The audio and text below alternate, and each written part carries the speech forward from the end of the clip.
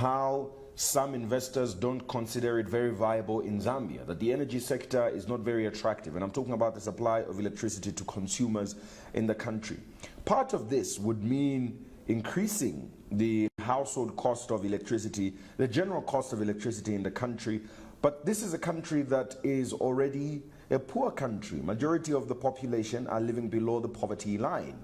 So how are we going to deal with this? That making the energy sector attractive for foreign direct investment also involves what is arguably regarded as cost-reflective tariffs, which effectively mean an increase in the cost of electricity for households. But keeping in mind that this is not a wealthy country and a lot of people in the country are poor. How do we strike this balance?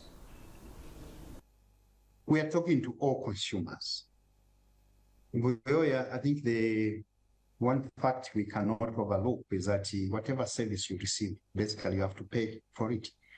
If you are going to produce electricity at 10 cents a kilowatt hour and sell it at 5 cents a kilowatt hour, obviously you're going to accumulate debt. You see, the numbers will show you that you will crash. So obviously the call by Zesco, ERB, by the country to increase these tariffs to go to what are called the reflective tariffs, I think is the way to go. Because how else is Zesco going to be sustained? And we're talking across all the customers. Energy Ministry is also talking to the mines. We are also encouraging mines, by the way, for capacity growth, for mines to invest in solar, for mines to invest in hydropower electricity. But one of the things we cannot afford to do right now as we're trying to dismantle this debt is that we cannot accumulate more debt. Yes, there's pain. The people who left us this country to run have left us with a very big problem. And obviously, which we gladly tackle it because we promised to tackle it and we will tackle it. But it's a huge problem.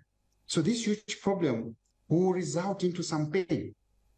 But if we do not undergo this pain now, it will be worse in the coming years. How is Zesco going to grow and provide electricity to the mining industry and attain 3 million tons per year in the next decade? How is Zesco going to provide power to our people? There's been a huge population growth. We are 20 million now. When Zesco was, when these power stations were